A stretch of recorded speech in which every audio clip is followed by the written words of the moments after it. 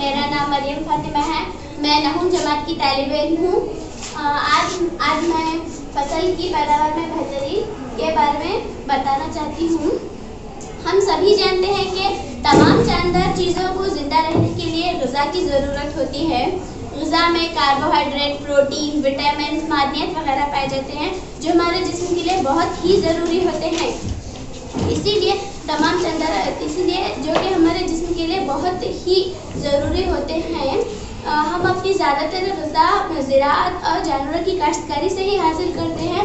पेड़ पौधे और जानवर हमारी ग़िज़ा का एक अहम माखज़ हैं। हम रोज़ अखबारों में पढ़ते हैं कि हमेशा ज़राअत और काश्तकारी की पैदावार को बढ़ाने की कोशिशें की जा रही हैं। ऐसा क्यों है?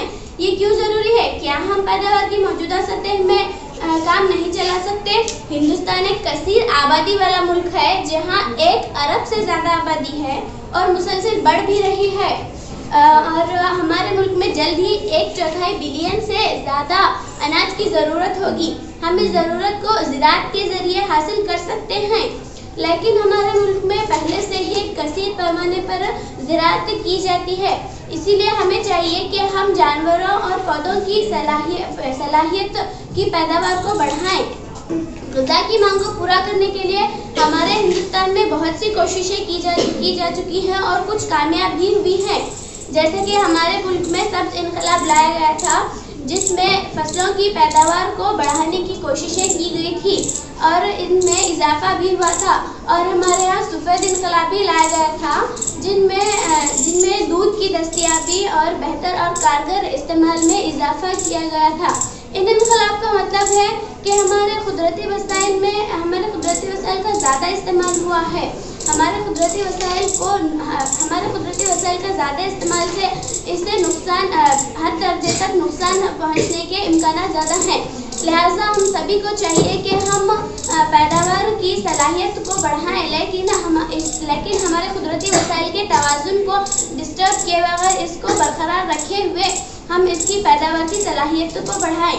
ज़राअत और काश्तकारी और जानवरों की काश्तकारी के लिए हमें इनकी तमाम मालूमात होनी चाहिए।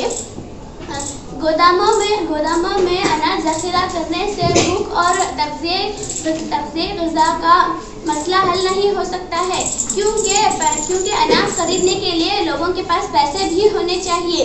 हमारे मुल्क में एक बड़ा इलाक़ा आबादी में ज़राअत पर इन्हिसार करता है। इसीलिए हम सभी को चाहिए कि हम पैदावार की सलाहियत को ज़्यादा से ज़्यादा बढ़ाने की कोशिश करें और पैदावार की सलाहियत को बढ़ाने के लिए साइंसी तरीक़ों को अपनाना बहुत ज़रूरी है। अब सवाल ये उठता है कि हम जानवरों और पेड़ पौधों की पैदावार को कैसे बढ़ाएं।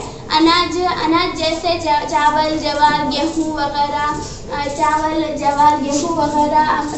में कार्बोहाइड्रेट पाए जाते हैं और हमारे जिस्म को कार्बोहाइड्रेट फराहम करते हैं। दालें जैसे मूंग, तोर, मसूर वगैरह हमारे जिस्म को प्रोटीन फराहम करते हैं। बीज जैसे मूंगफली, सरसों, अलसी, सूरजमुखी वगैरह हमारे जिस्म को चर्बी फराहम करते हैं। मसाले और फल हमारे जिस्म को कार्बोहाइड्रेट और कुछ मिक़दार में विटामिन भी फराहम करते हैं।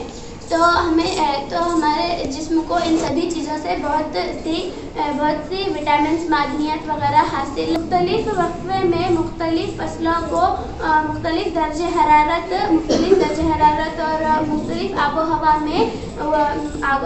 में उगाया जाता है। और सूरज की रोशनी और ज़ियाई वक्फा एक दूसरे से ताल्लुक़ रखते हैं। इसीलिए कुछ फसलें जैसे जो बरसात के मौसम में उगती हैं, इन्हें खरीफ फसलें कहते हैं, जो जून से अक्टूबर तक रहती हैं। कुछ दूसरी फसलें जो सर्दी के मौसम में उगती हैं, इन्हें रबी फसलें कहते हैं। वो नवंबर से अप्रैल के महीने तक रहती हैं।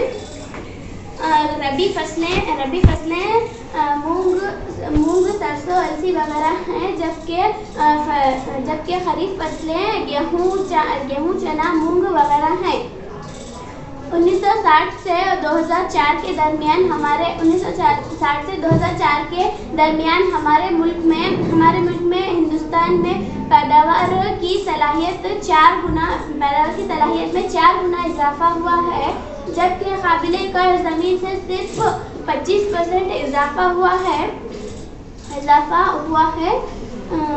अगर हम काश्त की खुसूसियत पर नज़र डालते हैं तो इनको तीन तरह की दर्जाबंदी में तकसीम किया गया है, जैसे पहला बीज का इंतखाब करना, दूसरा फसलों और पौधों की देखभाल, तीसरा कटी हुई फसल को नुकसान से बचाना। इस तरह सरगर्मियों को तीन तकसीम में दर्जाबंदी की गई है। फसल की अक़साम में बेहतरी, फसल की पैदावार में बेहतरी, फसल की हिफाजती इंतज़ामात।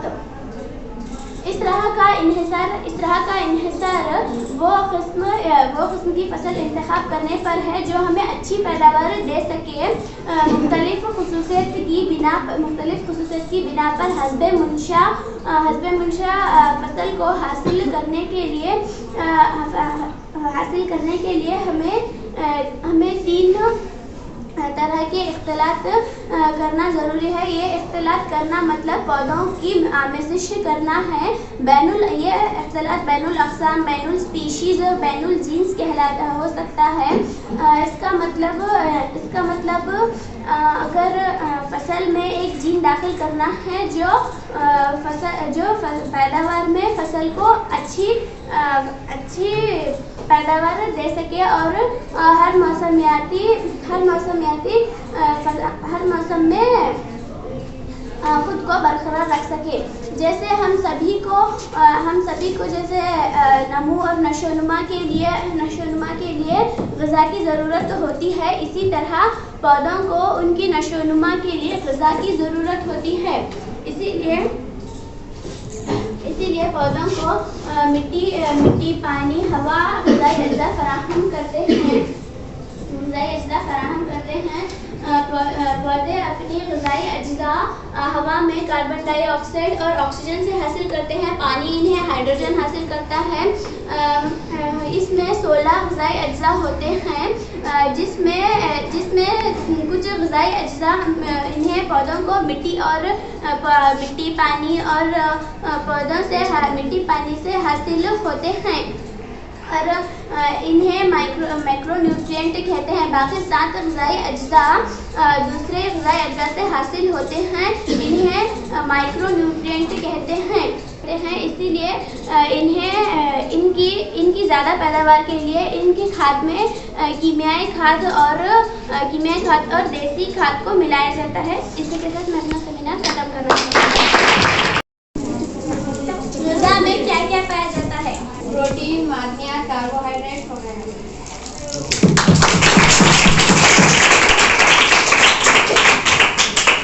खरीफ और रबी फसलें किसे कहते हैं? ऐसी फसल जो बरसात के मौसम में उगाई जाए उसे रबी फसल कहते हैं। खरीफ फसल कहते हैं। ऐसी फसल जो सर्दियों के मौसम में उगाई जाए उससे रबी फसल कहते हैं।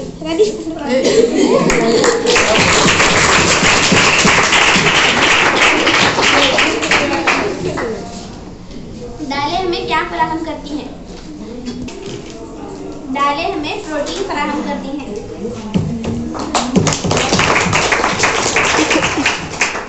अनाज हमें क्या फराहम करते हैं?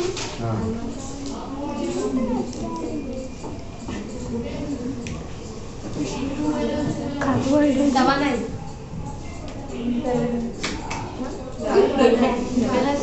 अनाज हमें कार्बोहाइड्रेट फराहम करते हैं।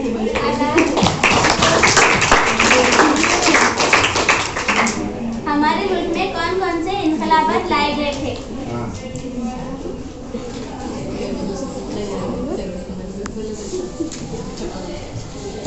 सफेद इनकलाब, सब्ज़ इनकलाब। बीज हमें क्या फराहम करते हैं?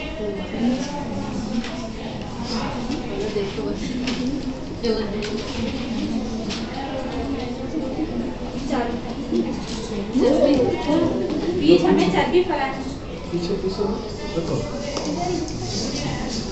बीज हमें चर्बी फराहम करते हैं। ओके, सवाल आता है? ओके।